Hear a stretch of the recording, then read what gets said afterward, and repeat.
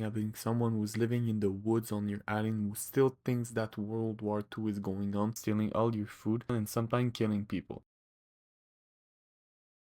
Fast forward to 1974. A Japanese college dropout named Norio Suzuki decided to go on a very specific adventure. His goal? I'm going to find Lieutenant Onoda, a panda, and the abominable snowman, in that order. And somehow he actually found one of them. Suzuki walked into the jungle, looked at this rugged rifle-carrying maniac and said, "Hey man, the war's been over for 30 years. You can come home now." Onoda, standing there with a rusty World War II rifle, stared at him and said, "I only take order from my commanding officer," who, by the way, was now a retired bookstore owner in Japan. So Suzuki went back to Japan, told the government, and Japan tracked down Onoda's old commander. On March 9, 1974, Major Yoshimi Taniguchi, Onoda's former officer, was flown down to the Philippines. He walked into the jungle and saw this World War II officer, old, stinky, tired, and was like, "Alright man, I don't know how to tell you this, but the war's been over for 3 decades now. You're done. You can go on." Onoda, with his rifle in his hand, said, "Seriously?" He responded,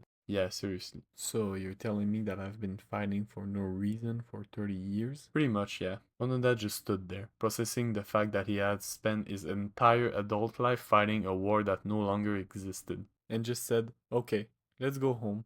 And just like that, he surrendered. Now, what the fuck is this? In my opinion, he should have shot the guy and killed him. I don't care, what is this? Be mad or something. Now, back to Japan. After 3 decades in the jungle, Onoda returned to a Japan that he didn't even recognize. No more imperial army, fast food everywhere, anime. The world had moved on, but not him, who still had the mindset of a soldier. Struggling to adjust, he went to Brazil and became a ranger. Eventually, he returned to Japan and opened a survival school for kids, because apparently 30 years of jungle warfare wasn't quite enough for him. Now, that was the insane story of Hiro Onoda. Don't forget to subscribe.